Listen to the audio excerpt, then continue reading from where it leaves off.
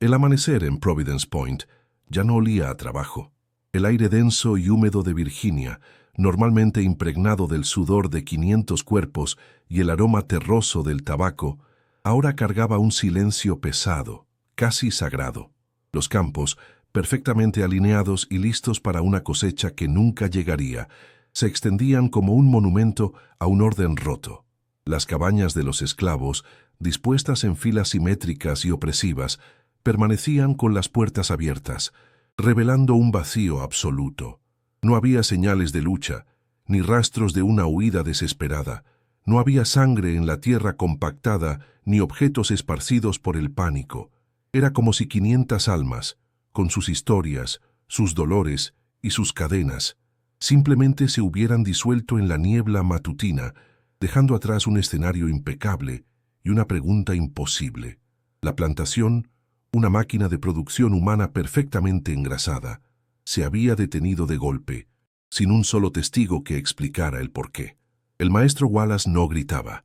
La rabia era una emoción demasiado simple para la magnitud de su ruina. De pie en el porche de su gran casa, contemplaba su imperio desvanecido. Su poder no residía en el látigo, sino en los libros de contabilidad que ahora yacían abiertos sobre una mesa de caoba. Cada nombre, cada edad, cada valor de mercado, meticulosamente anotado. Eran cifras, activos, una fortuna en carne humana que se había evaporado de la noche a la mañana. Su mente, acostumbrada a la lógica fría de las ganancias y las pérdidas, no podía procesar esta variable. No era una revuelta. Las revueltas eran ruidosas y sangrientas. Un problema que entendía y sabía cómo aplastar. Esto era diferente. Era un acto de anulación silenciosa, una quiebra que no podía explicarse con números. Miraba los campos vacíos y sentía el peso no de la traición, sino de un cálculo que no lograba comprender, una ecuación cuya solución le había sido robada. Finn, su capataz principal, era la encarnación de la violencia contenida. Sus manos, grandes y callosas, se abrían y cerraban sin nada que agarrar, sin nadie a quien someter. Recorría las hileras de cabañas vacías, su rostro una máscara de furia impotente. El miedo era su herramienta de trabajo, el dolor su lenguaje, pero sus herramientas se habían vuelto inútiles. El silencio se burlaba de él. La ausencia de cuerpos era un insulto más profundo que cualquier desafío directo. Pateó la puerta de una de las viviendas, y el sonido hueco solo acentuó el vacío. Buscaba un culpable, un rastro, una pista que le permitiera desatar la brutalidad que definía su existencia. Pero no había nada, solo el eco de su propia inutilidad. Por primera vez en su vida, el hombre que quebraba voluntades se enfrentaba a un enemigo que no tenía cuerpo, un fantasma que había vaciado su mundo sin dejar una sola sombra. Al borde de la plantación, donde los campos ordenados se rendían al caos, comenzaba el gran pantano lóbrego.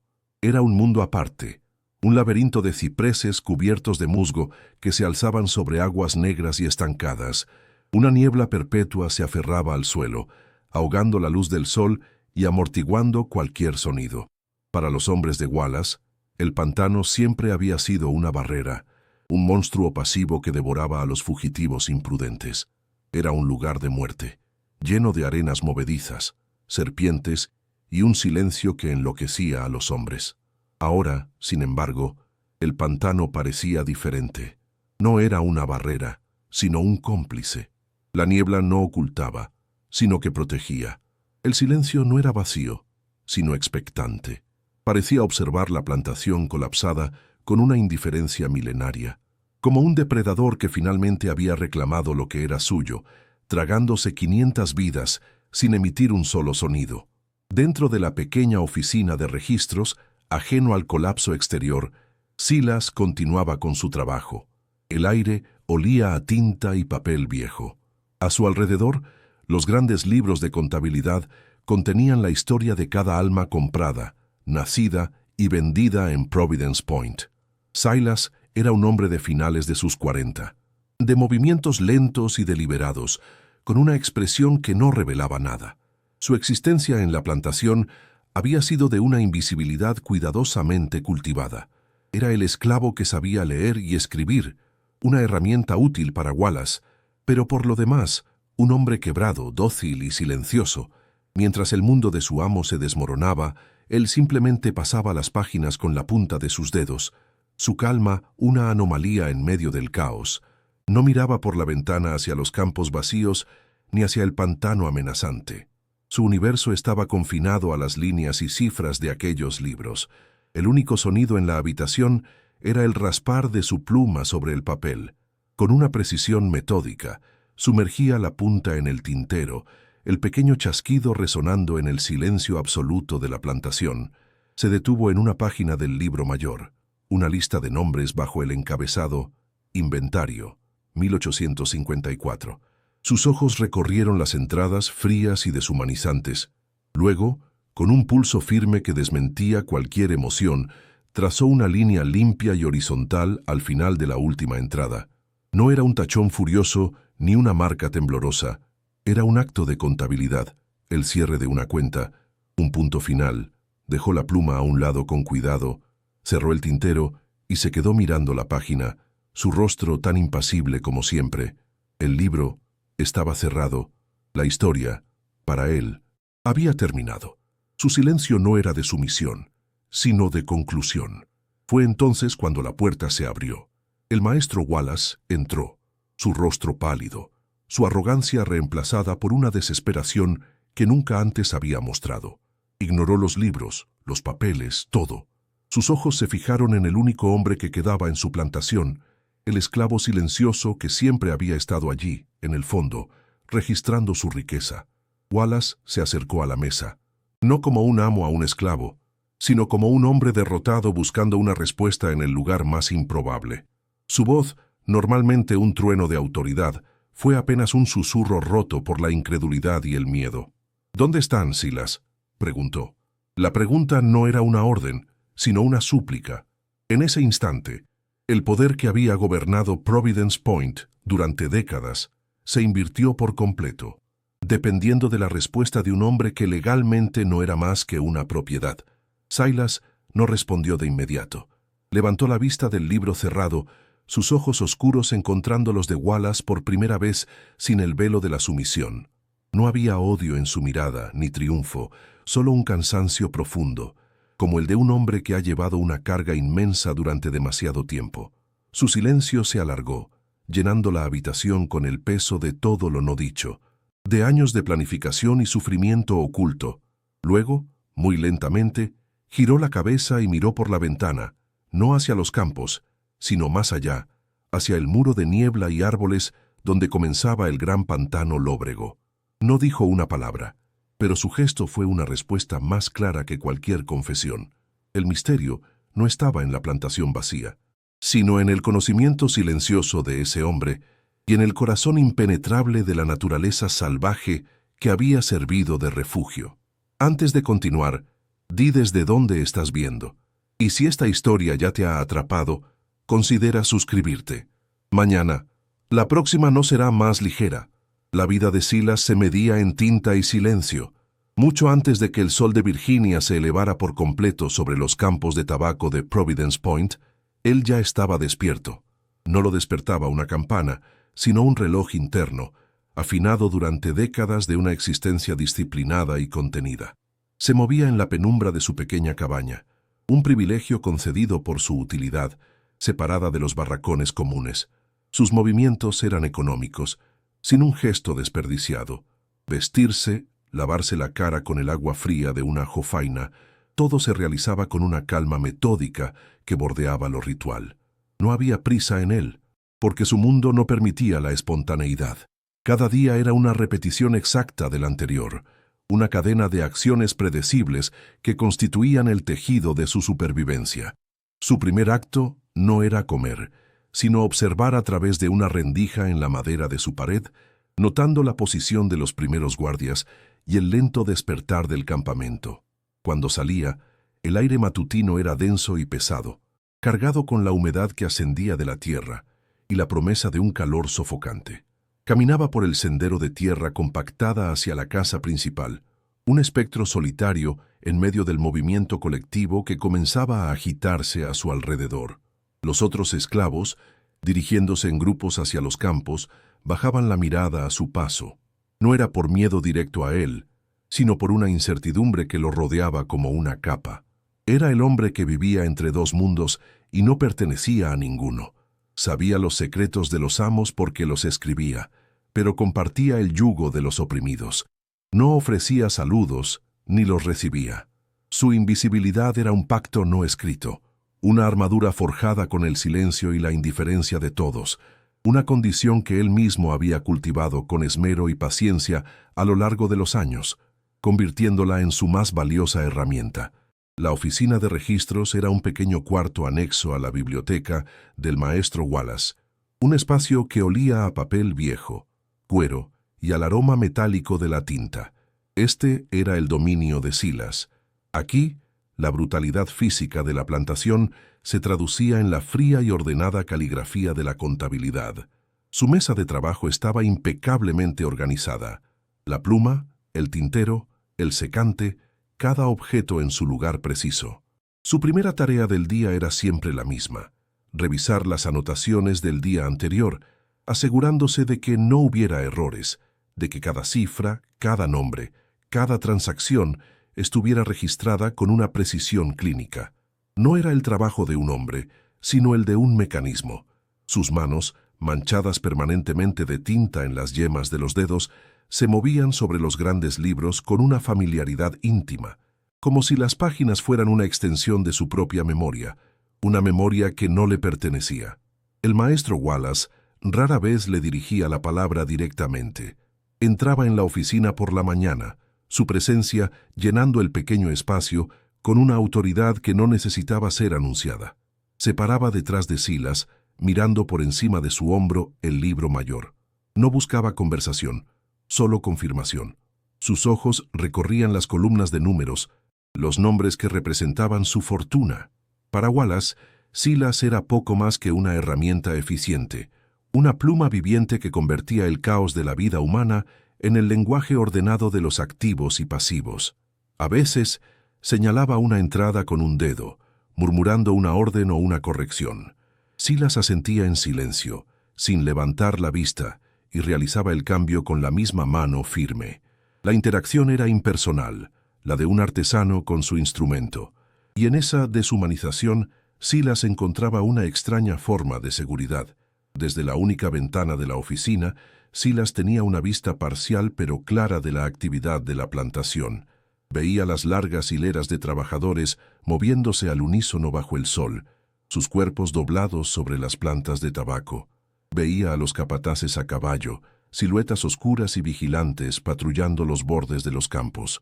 Oía los sonidos distantes, el chasquido ocasional de un látigo, el grito de un supervisor, el murmullo constante de 500 vidas trabajando bajo coacción.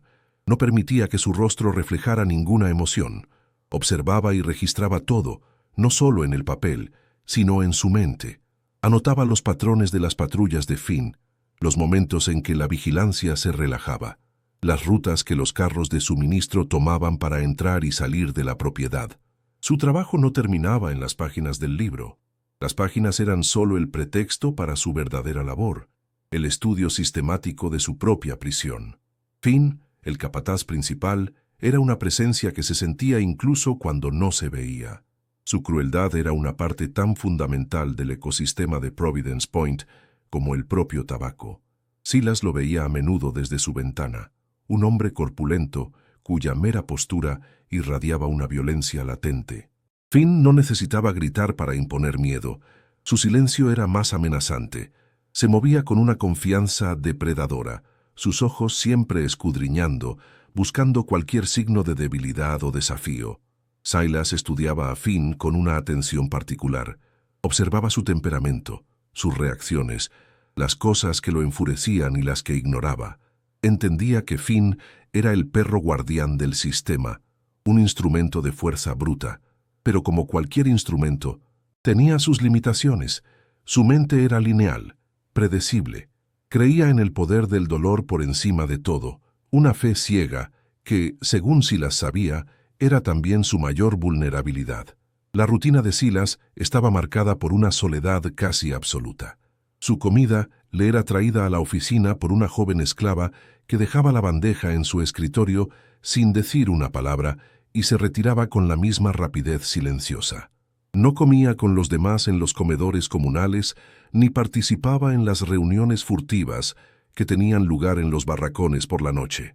Este aislamiento era una elección deliberada.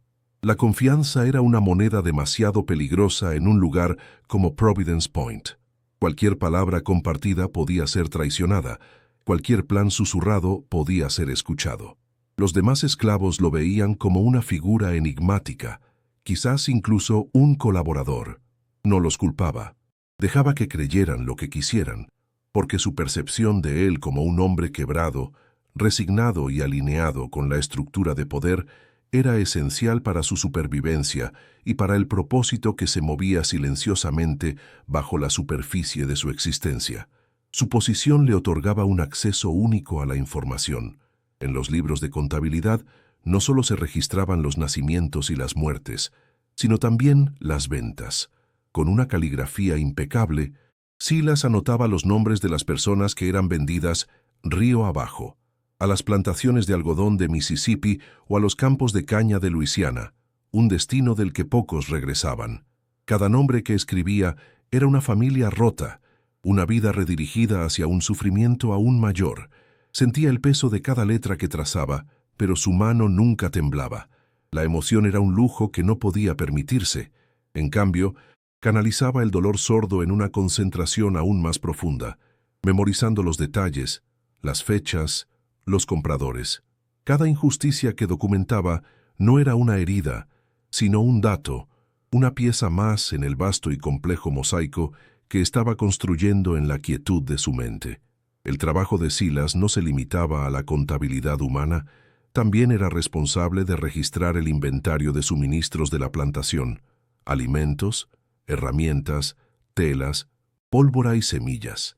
Conocía las existencias de cada almacén, la frecuencia con la que se reponían y las cantidades exactas que se consumían. Sabía cuándo llegaban los carros de provisiones y qué rutas seguían.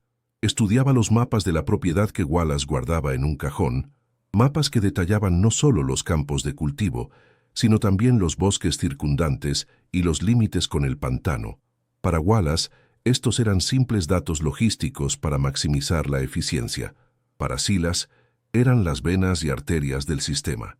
Conocerlas era conocer sus puntos vitales, sus debilidades, los lugares donde se podía aplicar una presión sutil para causar un colapso sistémico. Al final de cada jornada, cuando la luz del día comenzaba a desvanecerse y los trabajadores regresaban exhaustos de los campos, Silas se permitía un único momento de desviación de su rutina. Se paraba junto a la ventana y no miraba hacia los barracones ni hacia la casa principal. Su mirada se dirigía hacia el oeste, donde los campos perfectamente ordenados de Providence Point se encontraban con una línea irregular y oscura de árboles. Era el borde del gran pantano lóbrego. Para todos en la plantación, el pantano era el fin del mundo, una barrera natural más formidable que cualquier valla o muro. Era un lugar de leyendas aterradoras, de hombres perdidos en la niebla y devorados por sus aguas negras. Era un sinónimo de muerte, un lugar al que solo los más desesperados o los más necios intentarían huir, para nunca más ser vistos. Pero cuando Silas miraba el pantano, sus ojos no veían un final, sino un comienzo. No veía una prisión, sino una puerta. Conocía el miedo que inspiraba, porque él mismo lo había fomentado sutilmente, dejando caer historias que había escuchado sobre sus peligros, pero su relación con ese lugar era diferente. Podía leer el pantano como leía sus libros de contabilidad. Entendía su lenguaje, el patrón de la niebla al amanecer, el canto de las aves que indicaba un terreno seguro, el tipo de musgo que crecía solo donde la tierra era firme.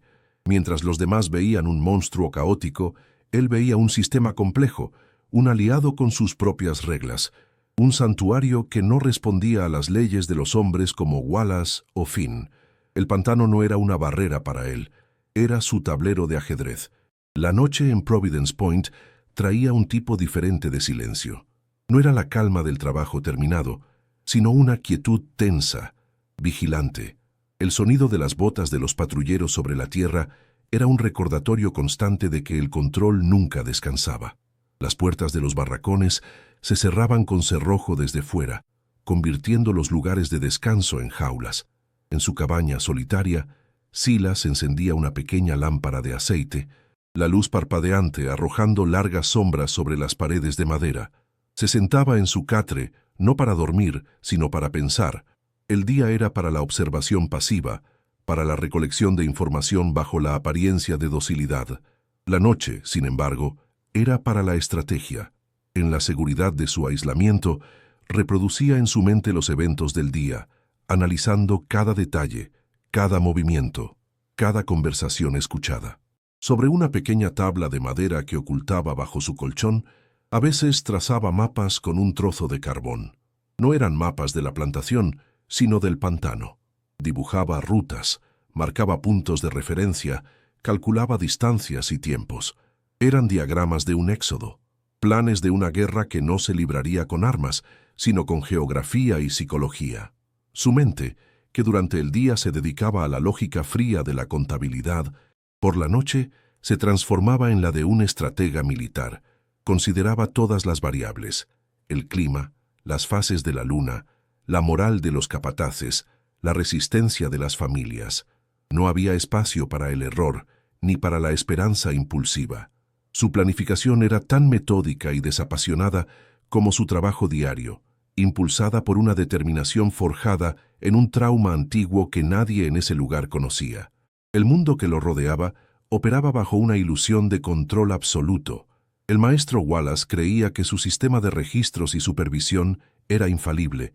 Finn creía que su régimen de terror había quebrado cualquier atisbo de voluntad o resistencia. Los otros esclavos creían que la fuga era imposible, un suicidio garantizado. Todos aceptaban las reglas de esa realidad opresiva, cada uno desempeñando el papel que se le había asignado. La plantación era una máquina perfectamente engrasada, predecible en su crueldad y eficiente en su producción de desesperanza. Cada amanecer era igual al anterior, y cada anochecer prometía más de lo mismo. La normalidad era una jaula de acero, y la rutina, los barrotes que mantenían a todos en su lugar, incluido al hombre silencioso que registraba su funcionamiento desde dentro. Silas era el engranaje más discreto y fiable de esa máquina. Cumplía sus tareas a la perfección, su comportamiento sumiso reafirmando la creencia de sus amos en su propia superioridad y en la docilidad inherente de sus propiedades.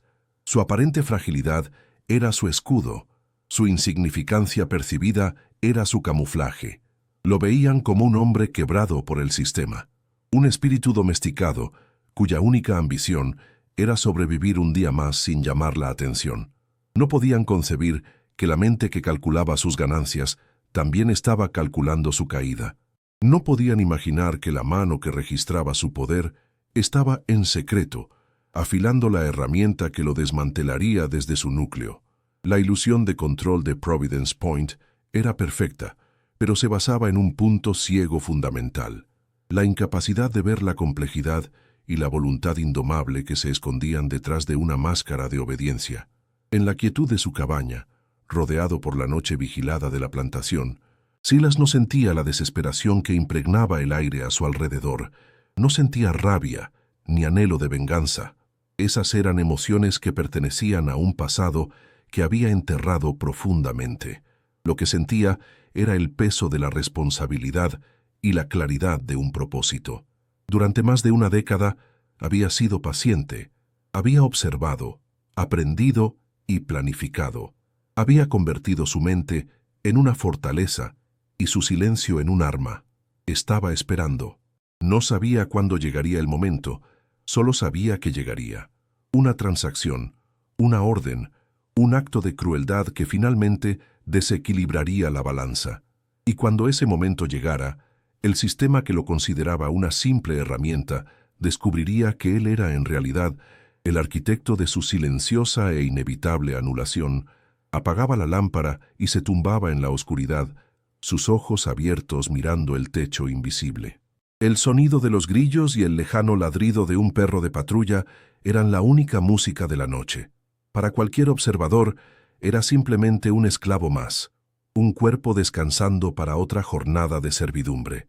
Pero en la oscuridad, su mente estaba en el pantano, moviéndose a través de senderos de niebla, guiando a fantasmas a través de aguas negras hacia una libertad que aún no existía. No estaba durmiendo, estaba ensayando, repasaba cada paso, cada señal, cada contingencia. El mundo normal de Providence Point seguía girando, ajeno a la cuenta atrás que solo él podía oír, un pulso lento y constante que marcaba el tiempo hacia el día en que 500 almas no se levantarían para trabajar, sino que simplemente se desvanecerían. Su existencia era un acto de equilibrio sobre un hilo invisible. Cada día caminaba por la fina línea entre la sumisión creíble y la observación estratégica. Un solo error, una mirada fuera de lugar, una palabra mal interpretada, y todo su plan, construido durante años de paciencia sobrehumana, se derrumbaría. La tensión de esta doble vida era inmensa, pero no se manifestaba en su exterior. La había internalizado hasta convertirla en una segunda naturaleza. Su rostro era una máscara de resignación, sus movimientos un estudio de la docilidad. Era el esclavo modelo, el ejemplo de un espíritu quebrado que confirmaba la ideología de sus opresores. Esta perfecta actuación era la clave de todo. Mientras ellos lo vieran como una pieza inofensiva en su tablero, él era libre de mover las demás piezas a su antojo, preparando el juego para un jaque mate que nadie vería venir. Y así los días pasaban, convirtiéndose en semanas, meses y años. La vida en Providence Point continuaba su curso brutal y monótono. Los niños nacían y eran registrados en los libros de Silas. Las personas eran vendidas y sus nombres tachados. El tabaco crecía, era cosechado y enviado, y el ciclo de ganancias y sufrimiento se perpetuaba. Todo funcionaba según las reglas establecidas, un universo cerrado y aparentemente inmutable. La ilusión de permanencia era total. El poder del maestro Wallace parecía tan sólido y eterno como las antiguas encinas que bordeaban la propiedad. Nadie, ni amo ni esclavo, podía imaginar un mundo en el que Providence Point fuera otra cosa que lo que era. Nadie, excepto el hombre silencioso, que ahora en el corazón mismo del sistema, esperaba pacientemente con la llave que abriría todas las jaulas.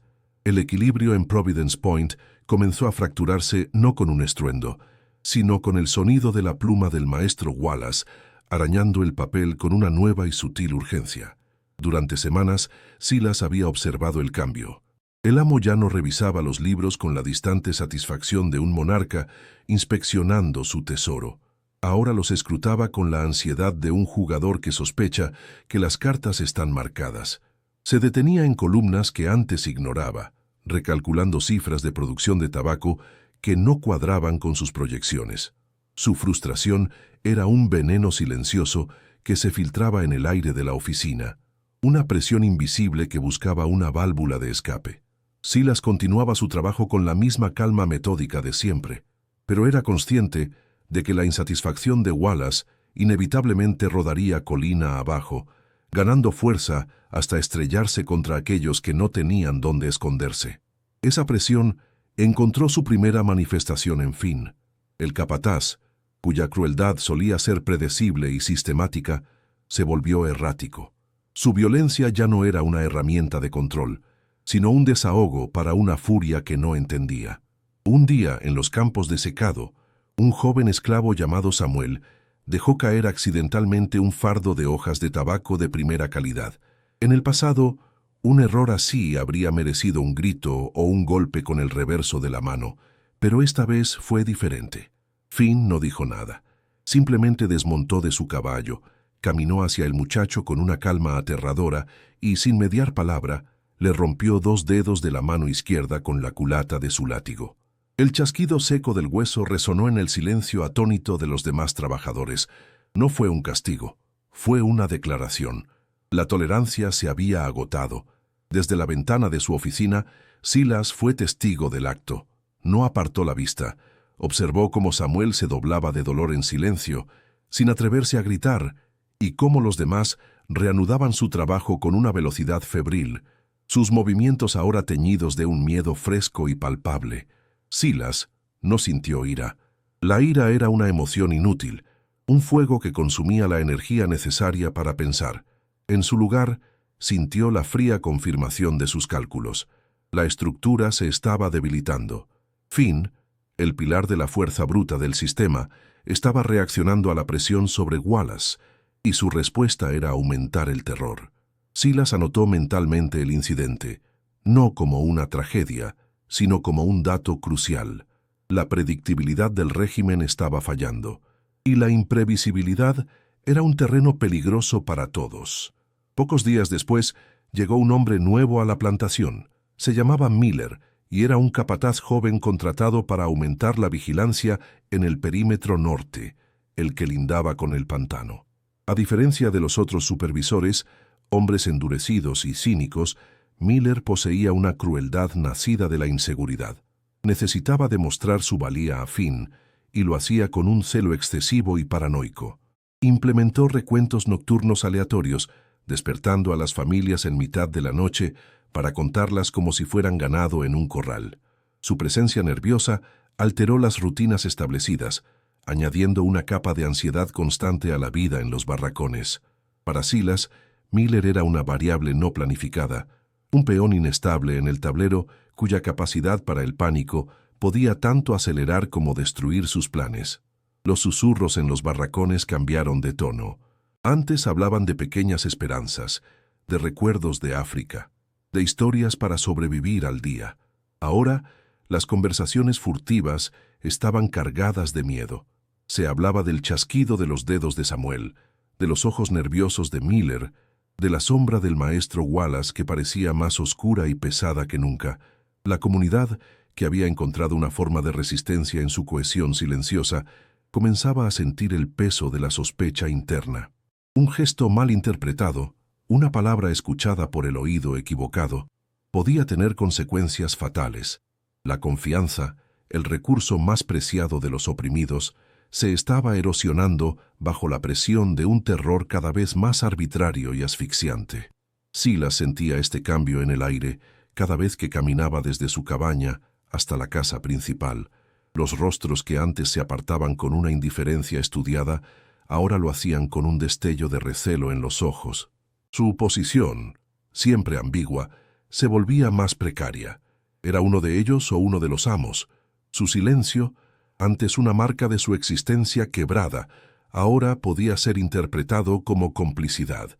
Sabía que no podía hacer nada para cambiar esa percepción sin revelar su verdadera naturaleza, lo cual sería un suicidio.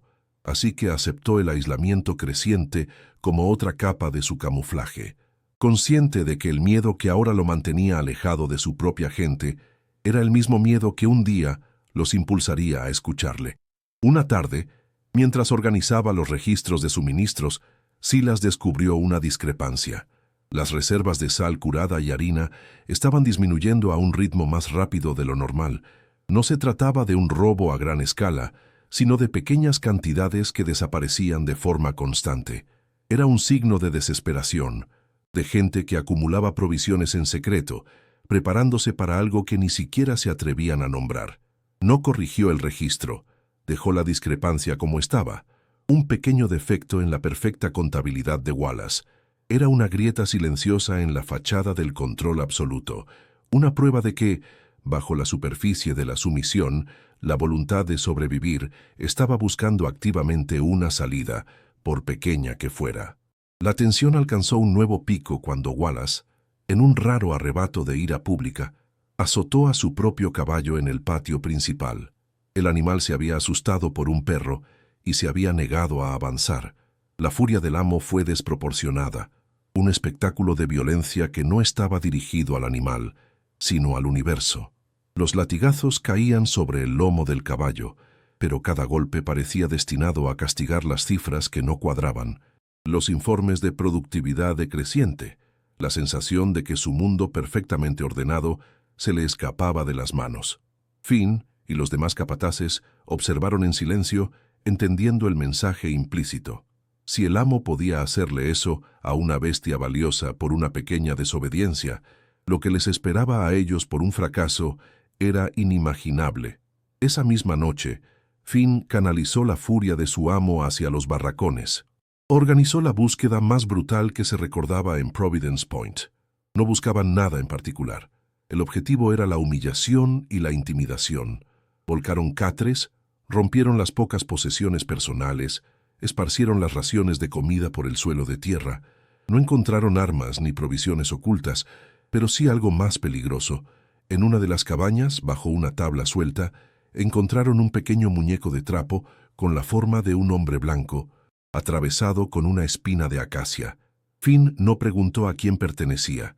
Simplemente tomó el muñeco, lo llevó al centro del campamento y lo quemó mientras sus hombres mantenían a todos fuera de sus cabañas, obligándolos a mirar.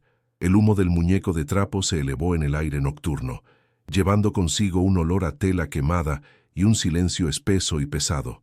No hubo gritos, ni protestas, solo el sonido del fuego y la respiración contenida de 500 personas. Para Finn, era una victoria, la reafirmación de su poder. Había aplastado un símbolo de rebelión, pero Silas, observando desde la distancia, lo vio de otra manera. Finn no había extinguido el fuego, le había dado forma y visibilidad. Había tomado un acto secreto de desafío y lo había convertido en un espectáculo público, mostrando a todos que no estaban solos en su odio. Sin saberlo, el capataz había unido a la comunidad en una experiencia compartida de profanación, solidificando un resentimiento que hasta entonces había sido individual y fragmentado. La naturaleza misma parecía reflejar la creciente tensión. Una sequía inusual se apoderó de la región, agrietando la tierra y marchitando los bordes de los campos de tabaco. El calor se volvió más opresivo, el aire más difícil de respirar. El nivel del agua en los pozos bajó y las raciones de agua se redujeron. Los animales del bosque cercano se volvieron más audaces, acercándose a la plantación en busca de comida. Una noche, una pantera mató a uno de los perros de caza de Finn, dejando su cadáver a pocos metros de la línea de árboles. Para los esclavos supersticiosos eran malos presagios. Para Silas, eran factores estratégicos. Una sequía significaba que el pantano, normalmente intransitable en muchas áreas, podría tener nuevas rutas secas. La paranoia de Wallace se centró finalmente en el único lugar que no controlaba por completo, la mente de su registrador. Una mañana, entró en la oficina y, en lugar de revisar los libros, se quedó mirando a Silas durante un largo minuto. Sus ojos, normalmente fríos y calculadores, eran ahora los de un hombre que busca un traidor en cada sombra. ¿Hay algo que deba saber, Silas?, preguntó, su voz peligrosamente suave. La pregunta flotó en el aire, cargada de implicaciones. Silas no levantó la vista del libro. «Solo lo que está escrito aquí, maestro», respondió, su propia voz un murmullo de sumisión practicada. Mantuvo su pulso firme, su mano moviéndose con la misma velocidad constante. Sabía que estaba siendo probado, que cualquier vacilación sería interpretada como culpa. Wallace no pareció satisfecho, pero se retiró sin decir más. El incidente, sin embargo, marcó un punto de inflexión. Silas comprendió que su invisibilidad, su mayor defensa, se estaba desgastando. Wallace, incapaz de encontrar una explicación lógica para el declive de su imperio, estaba empezando a considerar lo impensable, la posibilidad de una inteligencia subversiva. Ya no veía a Silas como una herramienta, sino como un posible cofre de secretos. La máscara de docilidad de Silas había sido tan perfecta durante tanto tiempo que ahora cualquier grieta en ella sería catastrófica. El tiempo para la observación pasiva se estaba acabando. La presión sobre el sistema estaba forzando a todas las piezas a revelar su verdadera naturaleza. Esa noche, Silas no trazó mapas ni repasó estrategias. Se sentó en la oscuridad de su cabaña y simplemente escuchó. Escuchó el viento seco que susurraba a través de las grietas de la madera, el llanto ahogado de un niño en un barracón cercano, el paso nervioso de la patrulla de Miller. Todos eran sonidos de un sistema al borde del colapso. La normalidad se había roto. La violencia ya no era una posibilidad lejana, sino una certeza inminente. El trauma de su pasado le gritaba que se mantuviera quieto, que esperara, que no actuara por impulso. Pero una nueva certeza se apoderó de él. tan fría y clara como la luz de la luna que se filtraba por su ventana. El evento que activaría su plan ya no era una cuestión de sí, sino de cuándo. A este cuándo se estaba acercando con la velocidad de una tormenta en el horizonte. El maestro Wallace ya no miraba los libros de contabilidad para contar su riqueza, sino para medir la hemorragia. Cada nombre que faltaba era una herida abierta en sus finanzas, una sangría que no podía detener. La rabia inicial había dado paso a una fría y obsesiva furia. Su imperio no estaba siendo atacado desde fuera, sino que se estaba disolviendo desde dentro, como un cuerpo consumido por una enfermedad invisible. Convocó a Finn a su estudio, no para gritarle, sino para hablar con una calma que era mucho más aterradora. Le entregó una lista con los nombres de 10 hombres, los más fuertes y resistentes de la plantación. «Nadie más sale de Providence Point», dijo Wallace, su voz tan afilada como el cristal roto. «A partir de esta noche, encadénenlos en los barracones. A todos. Si uno solo de ellos falta por la mañana, lo reemplazará uno de los tuyos». La amenaza no era para los esclavos, era para su propio capataz. El cerco había comenzado, y los primeros en sentir las cadenas no serían los fugitivos, sino los que quedaban atrás.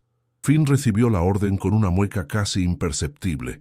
La humillación de su fracaso en el pantano era una herida supurante, y la desconfianza de Wallace era la sal en ella.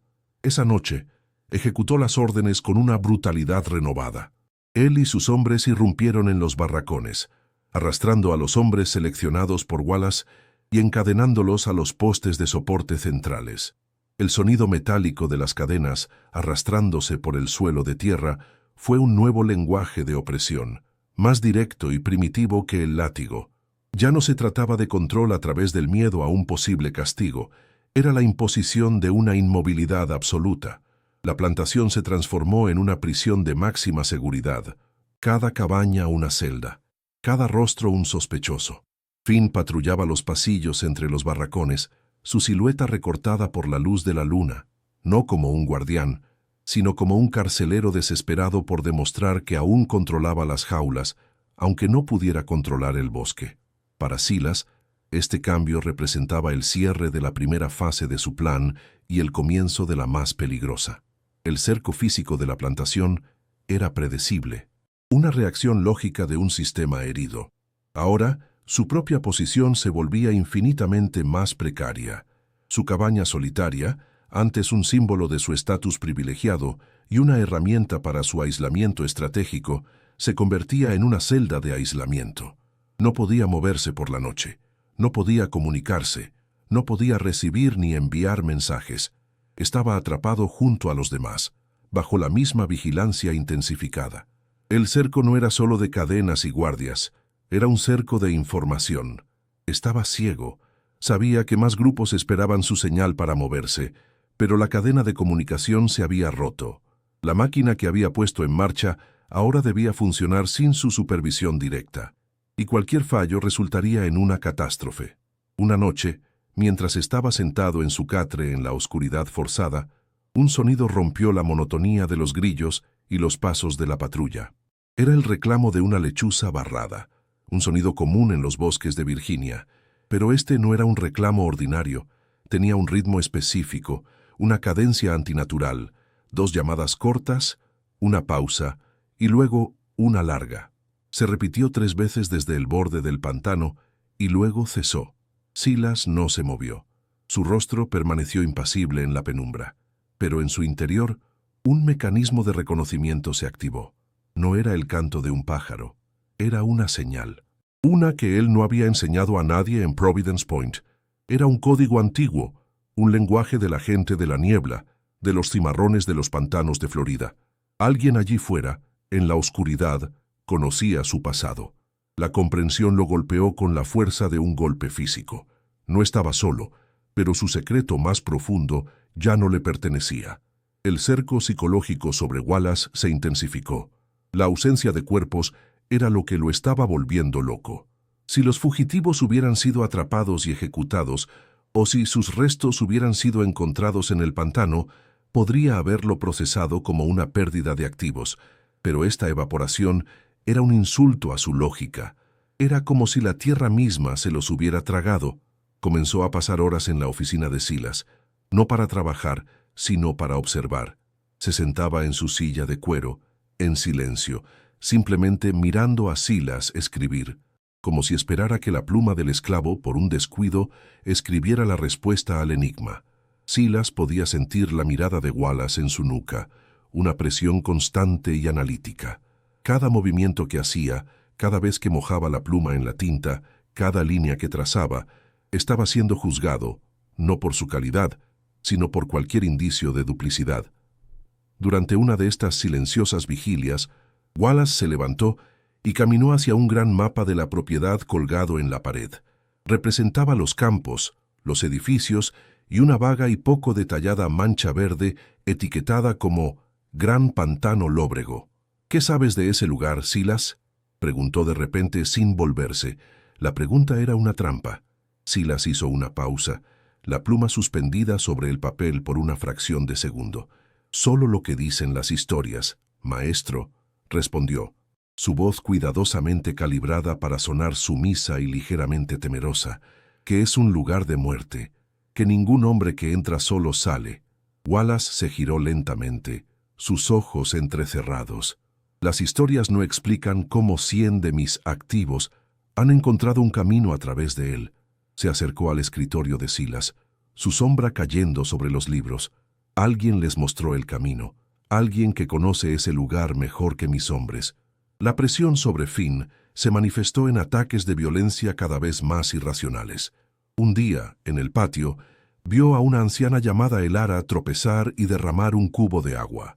En lugar de un regaño, Finn la agarró del brazo y la arrastró hacia el pozo. La obligó a mirar su propio reflejo en el agua oscura. «¿Ves eso?», siseó, su voz temblando de una furia que no tenía relación con el incidente. «Esa es la única agua que beberás hasta que me digas dónde están los demás». La crueldad del acto era su impotencia hecha visible. Estaba castigando a los que no podían huir por la ofensa de los que sí lo habían hecho. Los demás esclavos observaban desde la distancia, su miedo ahora mezclado con un desprecio silencioso. La autoridad de Finn ya no se basaba en el respeto a su poder, sino únicamente en el terror a su imprevisibilidad, y esa era una base mucho más frágil. En un intento desesperado por obtener información, Wallace autorizó el uso de un interrogador de una plantación vecina, un hombre conocido por su habilidad para hacer hablar a la gente. Trajeron a uno de los hombres encadenados, un joven llamado Isaac, al granero de secado. Silas, desde su ventana, podía oír los sonidos que provenían de allí. No eran gritos de agonía, porque el interrogador era un experto en infligir dolor sin provocar ruido. Eran golpes sordos, seguidos de largos silencios. El cerco se estaba cerrando de la manera más brutal posible. Wallace estaba dispuesto a destruir sus propias propiedades, una por una, para obtener una respuesta. Para Silas, cada golpe que oía era un latido en la cuenta atrás. Sabía que Isaac no sabía nada sustancial, pero bajo suficiente tortura, un hombre inventaría cualquier cosa para detener el dolor. Podría dar un nombre, cualquier nombre, y el nombre más probable, el del hombre silencioso que vivía aparte, era el suyo. Esa noche, el reclamo de la lechuza volvió, esta vez más cerca. Silas se levantó de su catre y se acercó a la pared de su cabaña. A través de una pequeña grieta en la madera, miró hacia la línea de árboles. No vio nada, solo la oscuridad impenetrable. Pero ahora entendía. Los primeros grupos habían llegado a un punto de encuentro preestablecido, un santuario profundo en el pantano, pero no se habían detenido allí. Habían seguido adelante, conectando con una red que él no había creado, una red que se extendía más allá de su planificación. La señal de la lechuza no era una pregunta, era una afirmación. Le estaban diciendo que la siguiente fase estaba lista. Estaban esperando a los demás, pero también era una advertencia. Su presencia era conocida.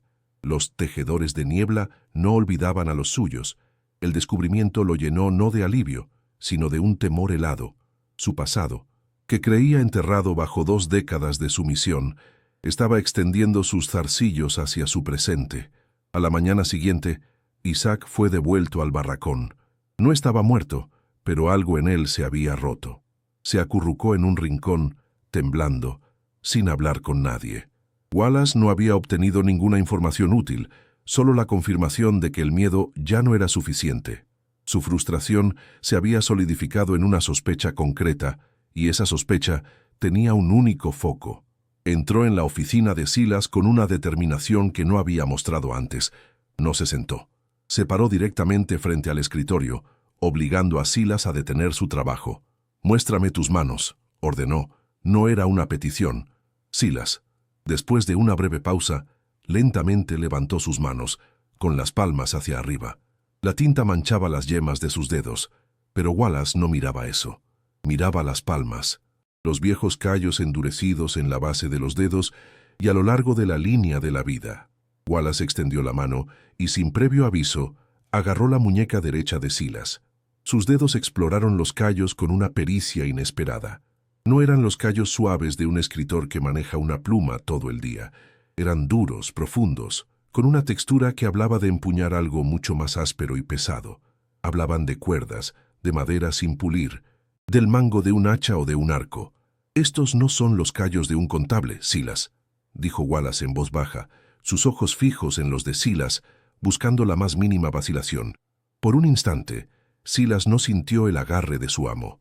Sintió el recuerdo fantasma de la cuerda de un arco de tejo vibrando contra sus dedos, el peso familiar de una lanza de ciprés en su palma. La sensación fue tan vívida que casi pudo oler el humo de la hoguera de su antiguo pueblo. La máscara de sumisión se mantuvo, pero sus ojos, por un segundo, contuvieron la memoria de un mundo diferente. «¿Quién eres tú?», susurró Wallace, la pregunta cargada con el peso de toda su ruina. No estaba preguntando por el plan, ni por los fugitivos, estaba preguntando por el hombre. La fachada de Silas, el esclavo dócil y quebrado, se había agrietado bajo el escrutinio de esa simple pregunta. El cerco ya no estaba en los perímetros de la plantación, ni en los barracones encadenados. Estaba allí en esa pequeña oficina, en el espacio de un brazo de distancia entre amo y esclavo. El poder ya no residía en la propiedad legal ni en la amenaza de la violencia. Residía en el conocimiento. Wallace sabía que había sido engañado, y Silas sabía que había sido descubierto. El juego de la invisibilidad había terminado. Ahora solo quedaba el enfrentamiento entre dos inteligencias, una basada en el poder y la otra en un pasado que se negaba a permanecer enterrado. La puerta de la oficina se abrió y Finn entró, su rostro sombrío. «Maestro Wallace», dijo, su voz ronca, «la patrulla que enviamos al sendero del oeste no ha regresado. Encontramos sus caballos atados a un árbol. No hay rastro de ellos, ni una huella». La noticia cayó en el tenso silencio de la habitación como una piedra en un pozo. 5 hombres, armados y a caballo, simplemente se habían desvanecido a menos de 1 milla de la plantación, en un área que supuestamente conocían. El pantano ya no solo ocultaba a los fugitivos, ahora estaba consumiendo activamente a sus perseguidores. La expresión de Wallace se endureció, su rostro se convirtió en una máscara de incredulidad y furia.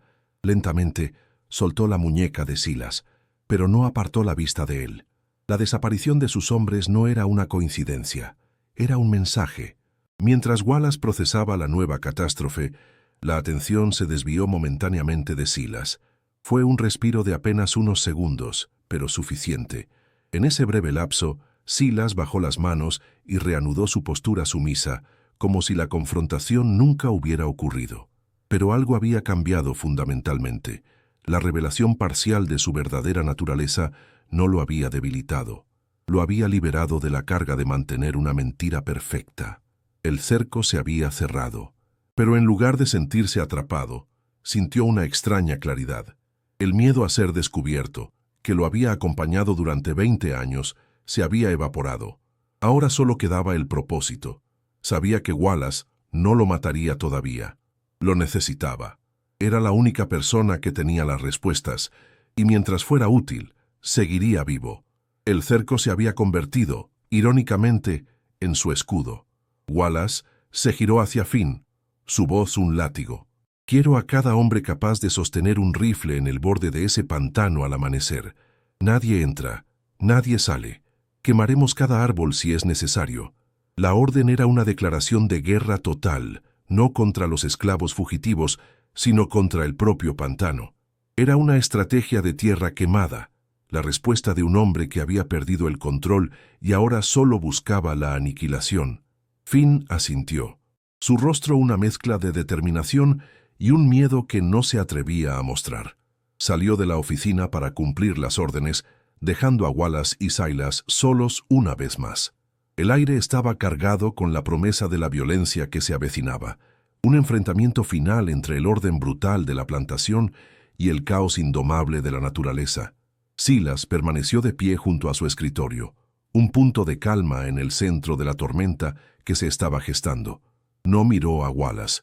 Su mirada estaba fija en la página del libro de contabilidad frente a él, en la lista de nombres y cifras que representaban un mundo que estaba a punto de desaparecer para siempre.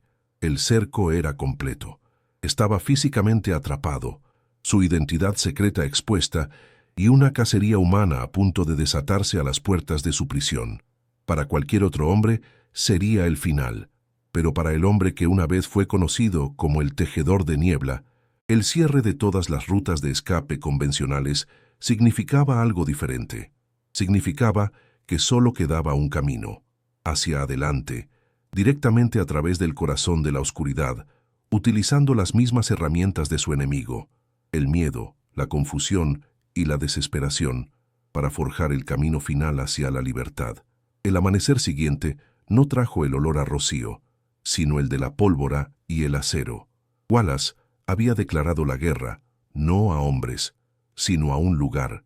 Finn, con el rostro como una máscara de granito, reunió a una partida de 20 hombres en el patio principal. Eran los más duros, los más crueles, una colección de capataces y cazadores de esclavos a sueldo, atraídos por la promesa de una recompensa generosa.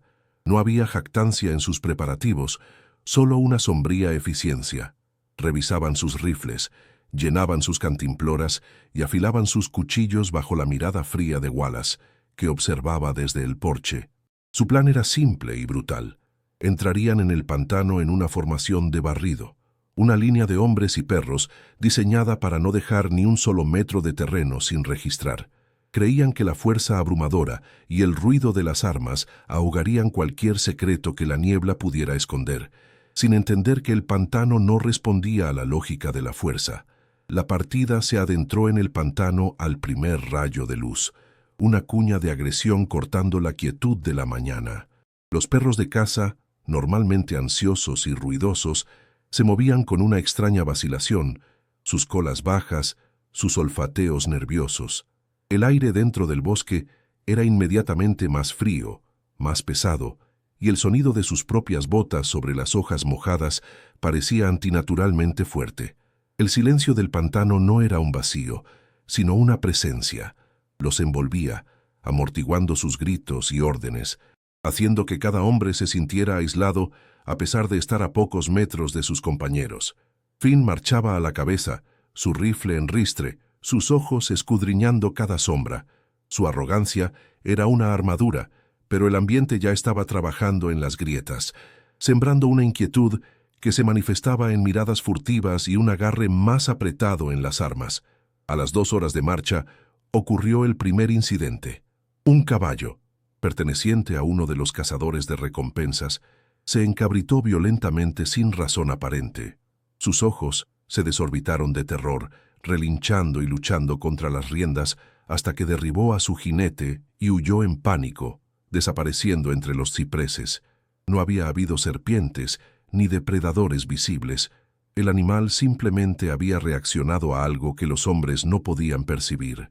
El evento, aunque menor, dejó una fisura en la confianza del grupo. El hombre derribado con el hombro dislocado tuvo que ser enviado de vuelta con otro compañero, reduciendo su número. Finn maldijo en voz baja, no por la pérdida de los hombres, sino por la inexplicable intrusión del miedo en su expedición. El pantano no los estaba atacando, simplemente los estaba despojando de su certeza, pieza por pieza. Pronto, el terreno mismo se convirtió en un adversario. Los senderos que parecían firmes se convertían en lodo espeso que se tragaba sus botas hasta los tobillos, agotando su energía con cada paso. La niebla, que al principio parecía una simple molestia, se espesaba y se arremolinaba a su alrededor, jugando con las distancias y las formas. Un árbol distante podía parecer una figura humana, y el goteo del agua sobre una hoja podía sonar como un susurro. La brújula de uno de los hombres comenzó a girar erráticamente, un truco de los depósitos de hierro en el suelo que Silas conocía bien. Se vieron obligados a moverse más despacio. Su formación de barrido se rompió mientras los hombres se agrupaban en busca de seguridad. La caza se estaba convirtiendo en una lucha contra la geografía, y la geografía estaba ganando. El exceso de confianza de Finn comenzó a transformarse en una frustración violenta.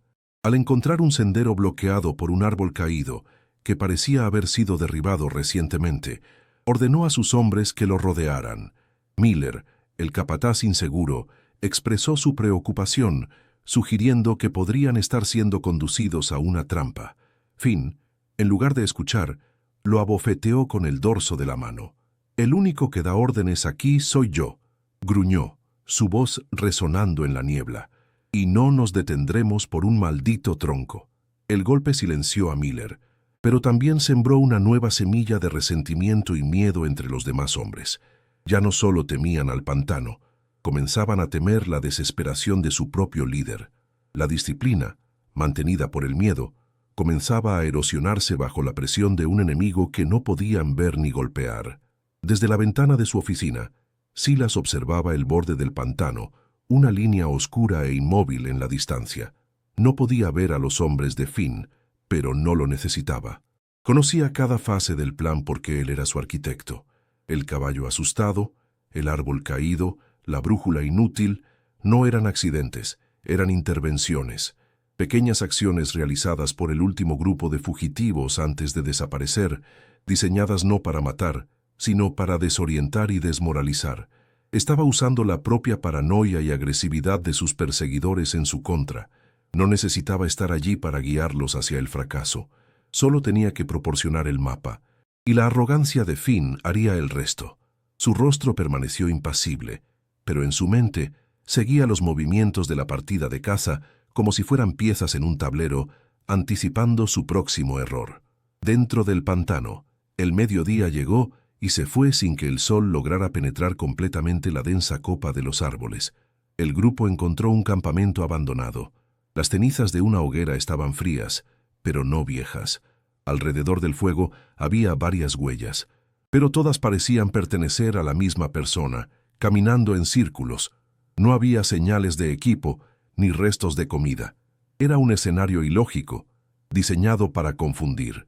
Mientras los hombres examinaban el lugar, uno de los perros comenzó a gemir, retrocediendo de un denso matorral.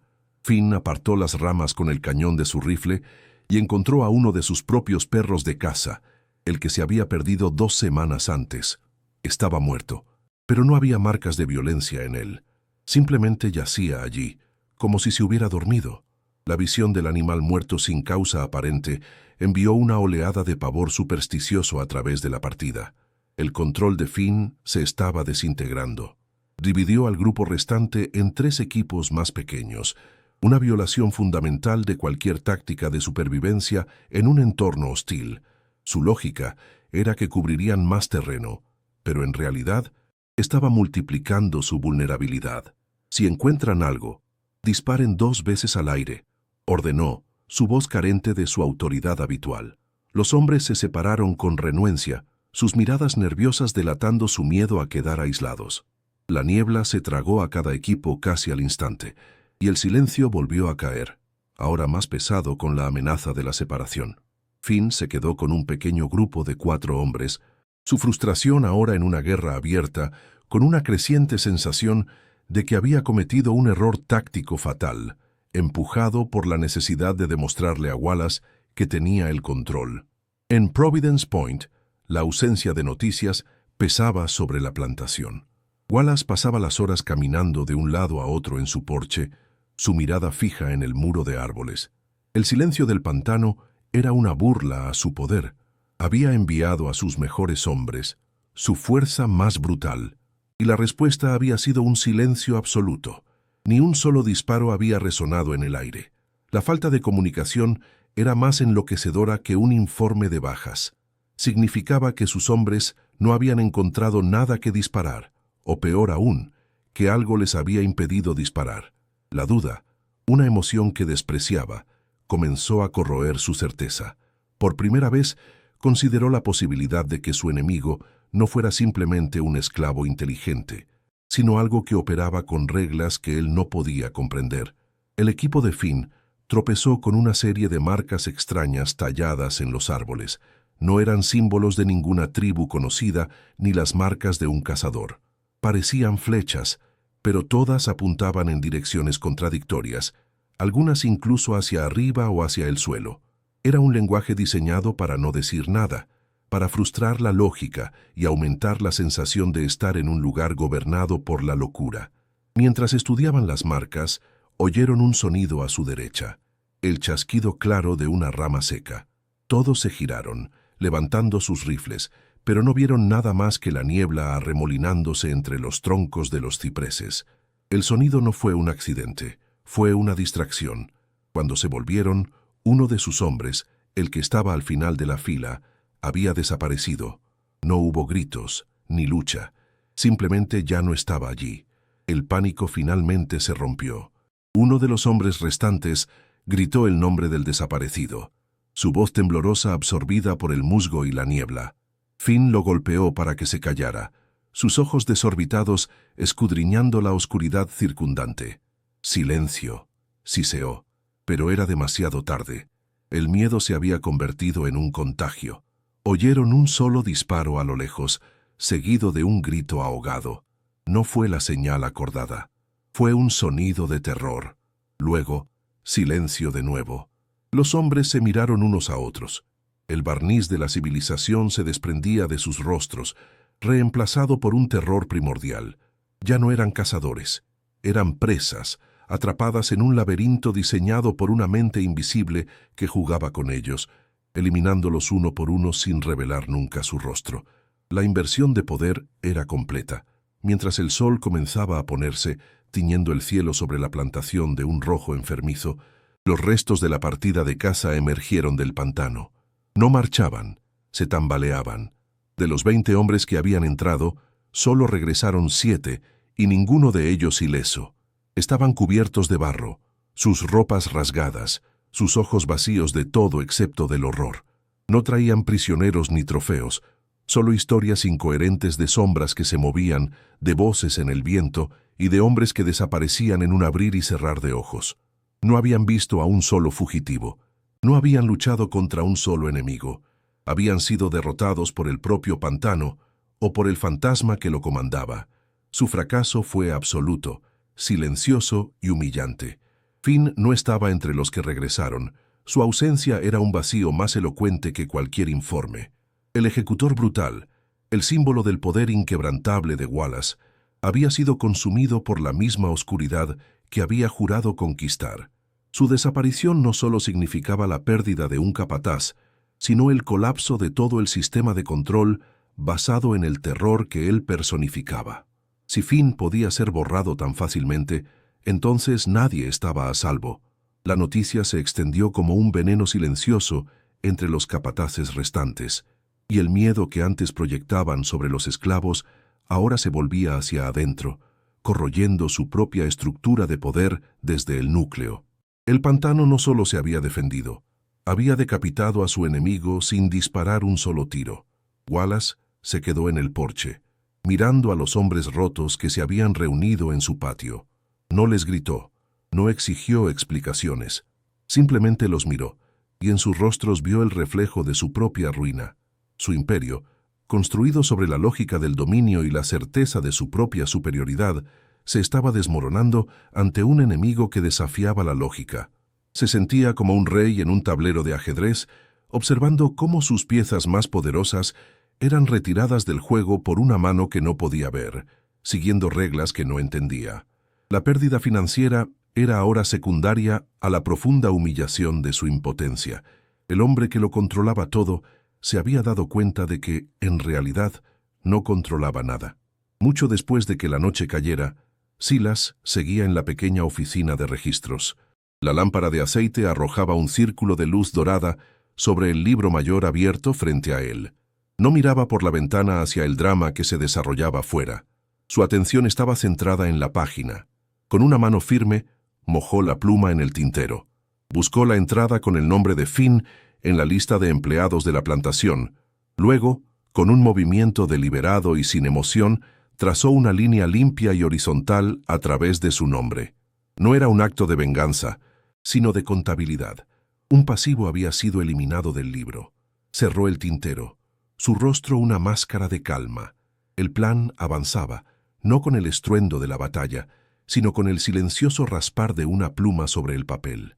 Wallace, derrotado, se retiró a su estudio. Se sirvió un vaso de whisky con mano temblorosa. El tintineo del cristal contra la botella, el único sonido en la gran casa silenciosa. Se sentó en su silla de cuero, la misma desde la que había gobernado su mundo, pero ahora se sentía como un trono vacío. Miró por la ventana, no hacia el pantano, sino hacia la pequeña oficina iluminada donde Silas todavía trabajaba. La luz solitaria parecía un faro en un mar de oscuridad, una fuente de orden en medio del caos que lo consumía. Y en ese momento, una terrible certeza se apoderó de él.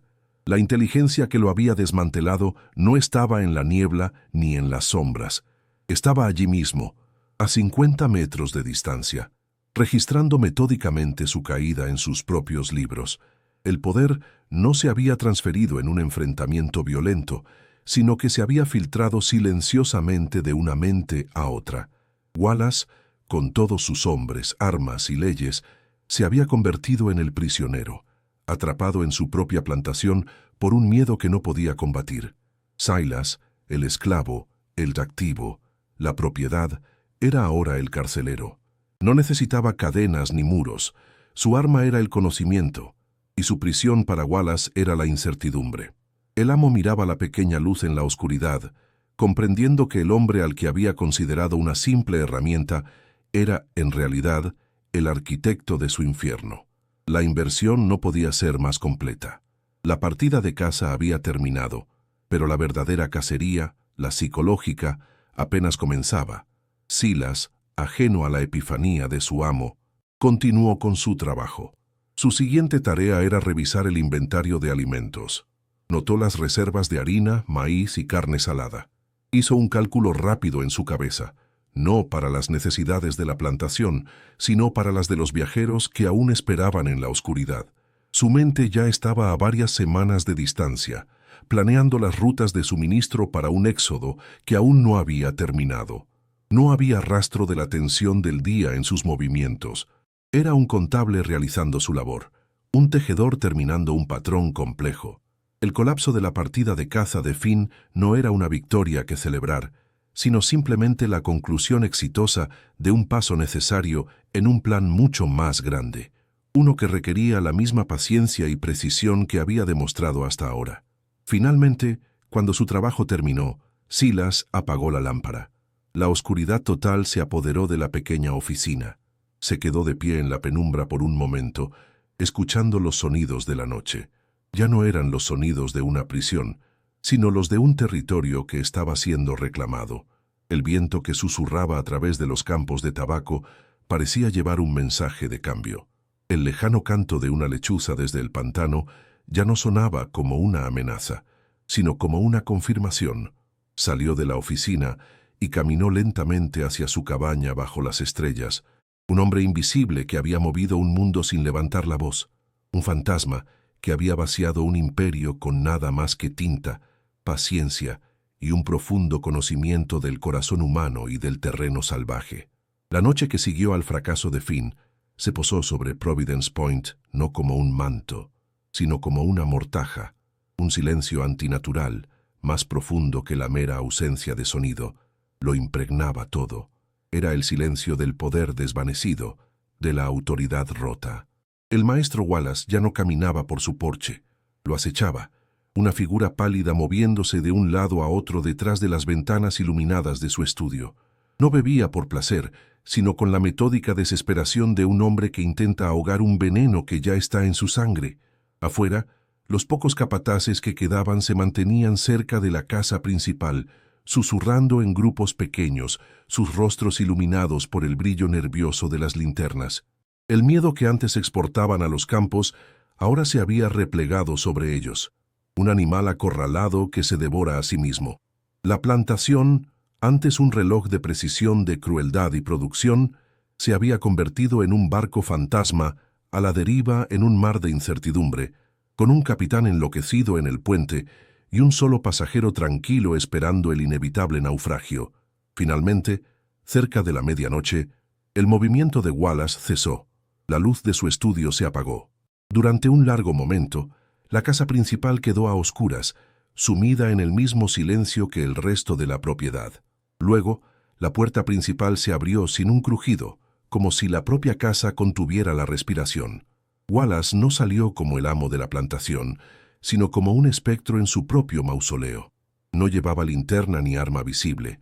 Cruzó el patio con un paso extrañamente deliberado, sus botas apenas haciendo ruido sobre la tierra compacta. No se dirigió a los barracones ni a los establos. Su rumbo era fijo, inalterable, una línea recta hacia la única luz que aún ardía en Providence Point, la pequeña ventana de la oficina de registros, donde Silas, como cada noche, parecía poner en orden un mundo que ya no existía. No era una visita de ira, sino una peregrinación. Iba hacia el epicentro de su ruina, no para destruirlo, sino para obligarlo a revelar su nombre. La puerta de la oficina se abrió sin que Wallace tocara. Silas no levantó la vista de inmediato.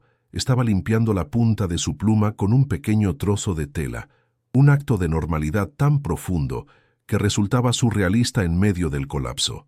El aire olía a tinta, a papel viejo y al leve aroma a whisky que emanaba del amo.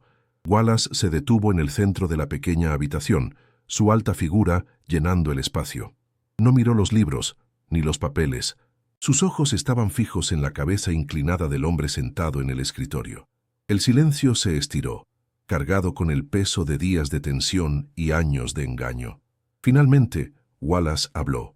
Su voz no era un trueno, sino el susurro seco de las hojas muertas. «Ya no me importa dónde están», dijo. «Solo quiero saber una cosa». Silas dejó la pluma a un lado con una lentitud deliberada, y por primera vez levantó la vista para encontrar la mirada de su amo. «Quiero saber quién eres». Silas no respondió con palabras. Su expresión no cambió. La máscara de docilidad que había llevado durante 20 años permaneció en su lugar, pero sus ojos contenían una profundidad que Wallace nunca antes había visto. Lentamente, Silas se agachó y sacó una tabla suelta del suelo debajo de su escritorio. De la cavidad oculta no sacó un arma, sino un cilindro de cuero enrollado y atado con una tira de tendón. Lo colocó sobre el escritorio y lo desenrolló con cuidado. No era un documento robado ni un libro de contabilidad secreto. Era un mapa increíblemente detallado del gran pantano lóbrego, dibujado a mano sobre una piel de ciervo curada. Las líneas, trazadas con carbón y tintes de bayas, mostraban no solo los principales cursos de agua, sino senderos ocultos, zonas de tierra firme, fuentes de agua potable y símbolos que marcaban peligros como arenas movedizas y nidos de serpientes. Era la obra no de un fugitivo, sino de un maestro del terreno. Wallace se acercó, sus ojos fijos en el mapa. La precisión era asombrosa, casi sobrenatural. Reconoció formaciones geográficas que sus propios topógrafos habían sido incapaces de cartografiar. Vio rutas que serpenteaban a través de áreas que sus hombres consideraban impenetrables. Esto no era el trabajo de un esclavo que había aprendido a leer y escribir.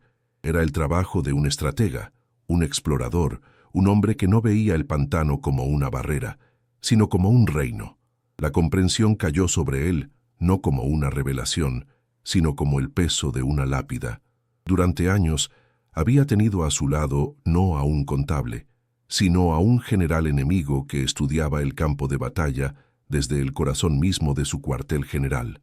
Cada cifra que Silas había anotado, cada nombre que había registrado, había sido un acto de recopilación de inteligencia para una guerra silenciosa que él ni siquiera sabía que se estaba librando. «Mi nombre no es Silas», dijo el hombre del escritorio, su voz por primera vez desprovista de la falsa sumisión. Era tranquila, firme y resonaba con una autoridad que provenía de un lugar mucho más antiguo que Providence Point. Me llamo Marcus, y nací en un lugar donde la niebla era nuestro muro y los cipreses nuestros centinelas. Mientras hablaba, su postura cambió sutilmente. La espalda se enderezó, los hombros se relajaron. El hombre quebrado que Wallace creía poseer se desvaneció, reemplazado por la silueta de alguien completamente diferente. Un hombre libre que había sido forzado a llevar las ropas de un esclavo.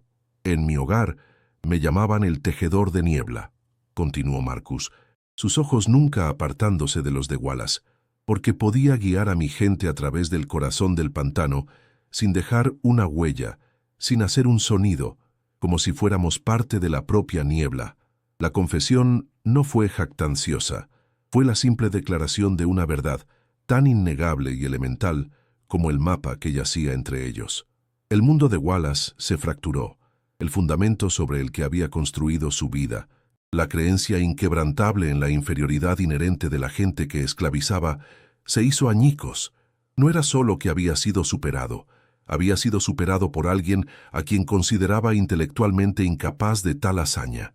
La escala del engaño era tan vasta, tan paciente, tan brillante, que su mente no podía abarcarla. Una risa seca y rota escapó de sus labios. No era una risa de diversión, sino de pura histeria, el sonido de una mente que se quiebra bajo el peso de una realidad imposible. Se tambaleó hacia atrás, apoyándose en la pared, su rostro una máscara de incredulidad. Había perdido su fortuna, su poder, su legado, y todo había sido desmantelado por un tejedor de niebla que se había escondido a plena vista, usando la propia arrogancia de Wallace como su mejor camuflaje. En un último y espasmódico intento de reafirmar un control que ya no existía, Wallace se abalanzó sobre el gran escritorio de caoba que dominaba la habitación, abrió un cajón y sacó una pistola de un solo tiro. El pesado revólver de percusión parecía un anacronismo en sus manos temblorosas. Se giró y apuntó el arma al pecho de Marcus. «No me importa cómo te llames», siseó, su voz un hilo de desesperación. «Son mi propiedad. Tráelos de vuelta ahora mismo, o juro por Dios que quemaré cada barracón con los que queden dentro. Si no puedo tener mi propiedad, nadie la tendrá». La amenaza colgó en el aire, un acto final de tiranía de un rey cuyo reino se había reducido a esa pequeña habitación y al puñado de almas aterrorizadas que aún no habían escapado. Era la lógica de un hombre que prefería destruir el tablero de ajedrez antes que admitir el jaque mate. Marcus no mostró miedo. Su calma era absoluta, su rostro tan sereno como la superficie de un estanque en un día sin viento. «Es demasiado tarde para eso, maestro Wallace», dijo la palabra «maestro», ahora teñida de una ironía tan sutil que era casi imperceptible. Lentamente, giró el gran libro de contabilidad hacia Wallace, señalando la última página. «Como puede ver, el inventario ha sido completamente liquidado. Las cuentas están cerradas». No había súplica en su voz, ni desafío. Era la declaración final de un contable presentando su informe. Explicó que los últimos grupos, los ancianos y los enfermos que no podían hacer el viaje completo, habían sido evacuados esa misma noche, moviéndose a través de una red de túneles de drenaje bajo los campos que conducían a la orilla del pantano. La plantación estaba vacía. La amenaza de Wallace era inútil. Estaba amenazando con quemar una cáscara vacía. La pistola en la mano de Wallace tembló. El cañón se movió, incierto. Entre el rostro impasible de Marcus y la página del libro que confirmaba su ruina total, había sido derrotado en todos los frentes: logístico, psicológico y ahora, finalmente, moral. Matar a Marcus no le devolvería nada. Sería un acto vacío, el grito final de un hombre ahogándose en su propia impotencia. Marcus lo miró, no con desprecio, sino con algo que se parecía a la piedad. No se movió para defenderse ni para huir. Simplemente se quedó allí, aceptando el resultado, cualquiera que fuera. Esta aceptación final, esta negativa a participar en el último drama violento de Wallace, fue lo que finalmente rompió al amo. Era el último movimiento en el juego, y era un movimiento de quietud. Le negó a Wallace incluso la satisfacción de una lucha. El momento se estiró hasta el punto de ruptura. Wallace miró los ojos de Marcus y no vio a un esclavo. Vio el reflejo de su propio fracaso monumental. Vio a un hombre que había permanecido libre en su mente, incluso en las cadenas más pesadas, mientras que él, Wallace, se había convertido en esclavo de su propia codicia y arrogancia. La verdad era insoportable. Con un movimiento repentino y espasmódico, Wallace apartó el arma de Marcus. No la bajó, la levantó, el cañón frío y pesado ahora presionado contra su propia sien.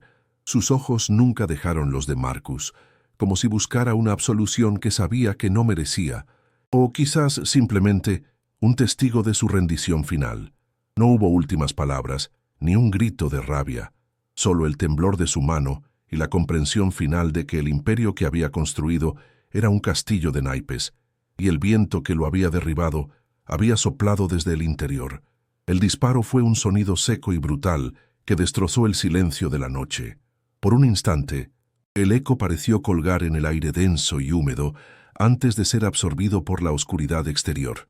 El cuerpo de Wallace se desplomó sobre el escritorio, derribando el tintero y enviando una mancha de tinta negra que se extendió lentamente por el mapa del pantano, como una última y oscura herida. Marcus permaneció inmóvil mientras el olor acre de la pólvora llenaba la habitación. No había triunfo en su rostro, ni alivio, solo un cansancio profundo, el peso de una guerra de 20 años que finalmente había terminado.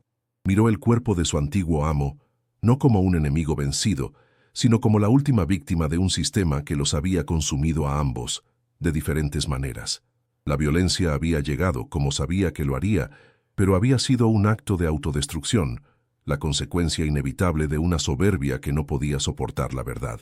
Con la misma calma metódica que había definido toda su existencia en Providence Point, Marcus rodeó el escritorio. No miró el cuerpo. Su atención se centró en el libro mayor, ahora manchado con la sangre y la tinta de su amo. Tomó la pluma que había dejado a un lado, la mojó en la tinta que quedaba en el tintero volcado y buscó la sección del libro que detallaba la administración de la plantación. Encontró la entrada con el nombre Maestro Jonathan Wallace. Luego, con la mano firme de un contable que cierra una cuenta final, trazó una línea limpia y horizontal a través del nombre. No había odio en el gesto, ni placer. Era simplemente el último asiento en el libro. La propiedad había sido liquidada. El propietario, cancelado. El libro de Providence Point estaba, por fin, cerrado para siempre. Marcus no se llevó nada. Dejó el mapa sobre la mesa, la pistola donde había caído, los libros abiertos. Su trabajo allí había terminado. Salió de la oficina y se adentró en la precaria luz del amanecer. La niebla se levantaba del suelo, arremolinándose alrededor de sus pies como si le diera la bienvenida a casa. No miró hacia atrás, a la gran casa silenciosa, ni a los barracones vacíos. Su mirada estaba fija en el horizonte, donde la línea de árboles del gran pantano lóbrego se perfilaba contra el cielo gris. Caminó a través de los campos de tabaco, sus pasos seguros y sin prisa, no como un esclavo que huye, sino como un hombre que regresa a su reino. Mientras se acercaba al borde del bosque, la niebla se espesó a su alrededor, envolviéndolo, hasta que la figura del tejedor de niebla se disolvió en el mismo elemento que le había dado su nombre, dejando atrás nada más que un imperio vacío y el eco de un solo disparo en la memoria de la tierra. La mañana siguiente no trajo consigo el alivio, sino el peso de un silencio absoluto. La luz del sol, pálida y acuosa, se arrastraba sobre los campos de Providence Point, revelando una escena de quietud antinatural. Las hileras de tabaco, perfectamente cuidadas, esperaban manos que nunca llegarían. Las puertas de las cabañas, abiertas de par en par, mostraban el vacío como una herida visible.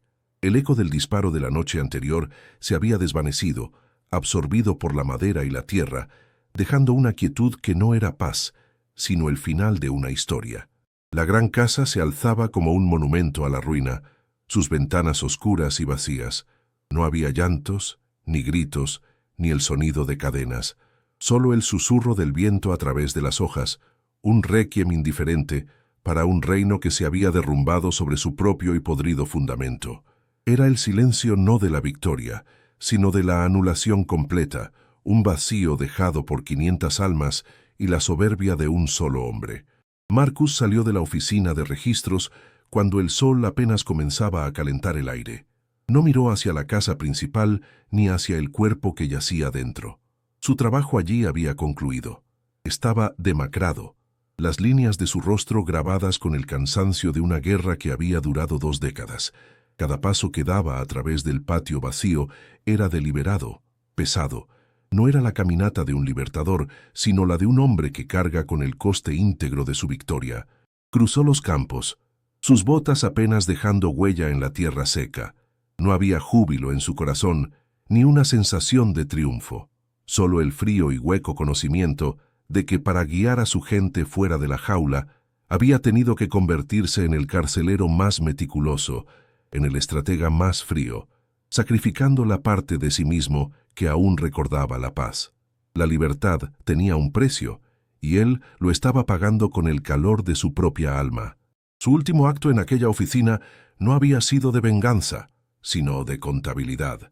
Al trazar la línea final a través del nombre de Wallace, no sintió nada más que el cierre de una cuenta pendiente. Había sido el último asiento en un libro mayor lleno de sufrimiento, la última cifra en una ecuación de dolor. Durante años, había canalizado cada gramo de su humanidad reprimida en la lógica fría de los números y las estrategias. Se había convertido en la máquina que el sistema necesitaba para funcionar, solo para poder desmantelarlo desde dentro. Ahora, con el sistema destruido, la máquina que había construido en su interior seguía funcionando, pero sin propósito. La victoria le había devuelto su nombre, Marcus, pero le había robado la posibilidad de volver a ser simplemente un hombre. El tejedor de niebla había tejido una escapatoria para todos, pero se había enredado a sí mismo en los hilos de su propio plan. Cuando llegó al borde del gran pantano lóbrego, se detuvo. El aire cambió al instante, volviéndose más frío, más húmedo, cargado con el olor a tierra mojada y a vida en descomposición. La niebla se aferraba al suelo, arremolinándose alrededor de sus tobillos como si le diera la bienvenida. Detrás de él yacía el orden muerto y geométrico de Providence Point. Delante, el caos vibrante y vivo del pantano. Este era su verdadero hogar, el único lugar cuyas reglas entendía instintivamente. Dio un paso hacia la oscuridad de los árboles y la cortina de niebla se cerró tras él. Regresaba no como el fugitivo Silas, sino como el estratega Marcus. Sin embargo, el hombre que entraba en el pantano no era el mismo que había sido capturado 20 años atrás. Llevaba consigo el fantasma de cada nombre que había escrito, el peso de cada vida que había movido como una pieza en su tablero, y el silencio de un mundo que había vaciado para poder ser libre. Semanas después, la noticia del colapso de Providence Point se había convertido en un susurro inquietante en los condados vecinos. Un grupo de hacendados, movidos por la curiosidad y el miedo, cabalgó hasta la plantación. Lo que encontraron los dejó sin palabras. La propiedad estaba intacta, pero desierta. Una ciudad fantasma congelada en el tiempo.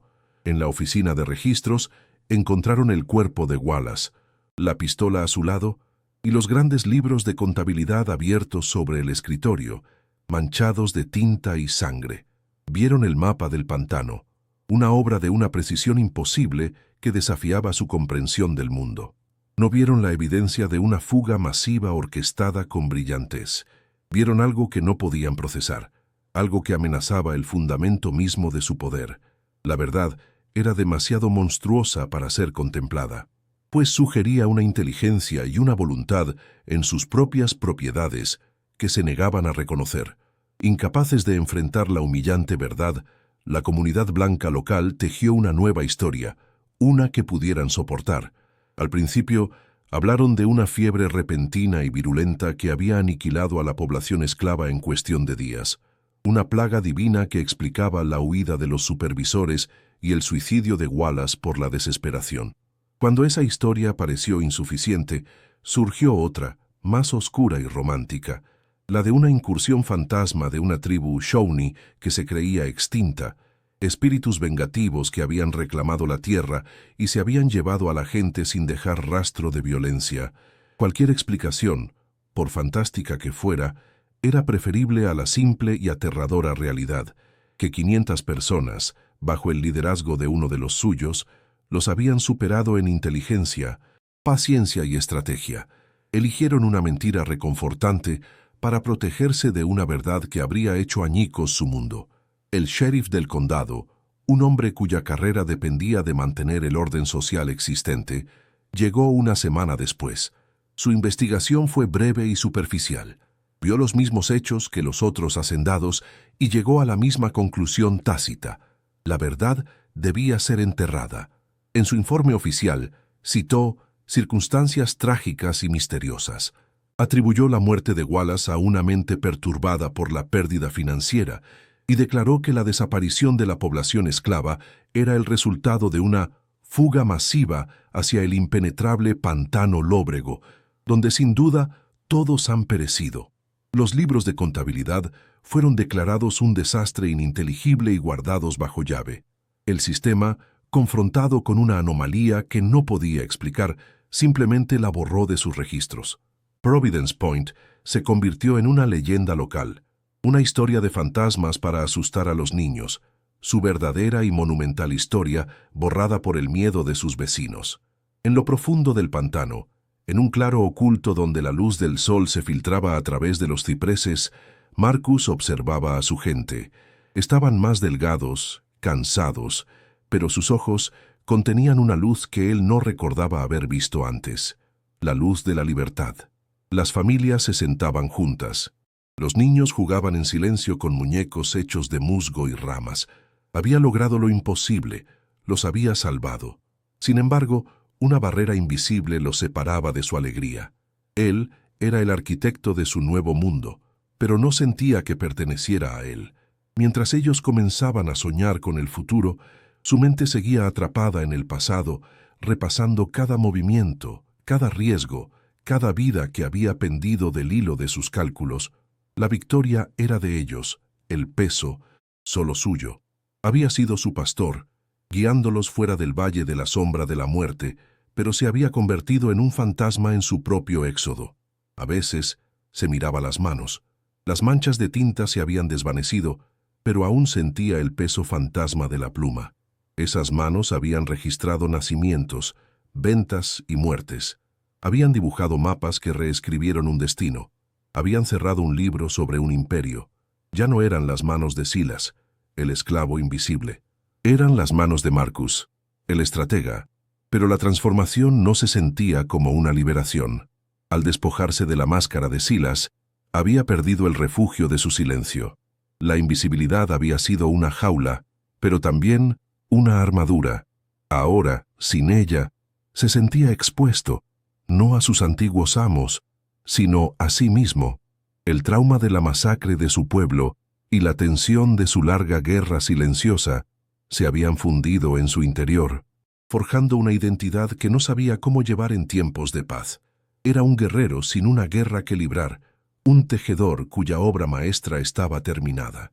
Cuando alguien pronunciaba su nombre, Marcus, una parte de él tardaba en responder. El nombre se sentía como una prenda vieja que ya no le ajustaba bien. Entre los que conocían su historia, el nombre susurrado con más frecuencia era otro, Tejedor de Niebla. Lo decían con asombro y reverencia, viéndolo como una figura legendaria, un espíritu del pantano. Pero para él, el nombre no era un honor, era una sentencia.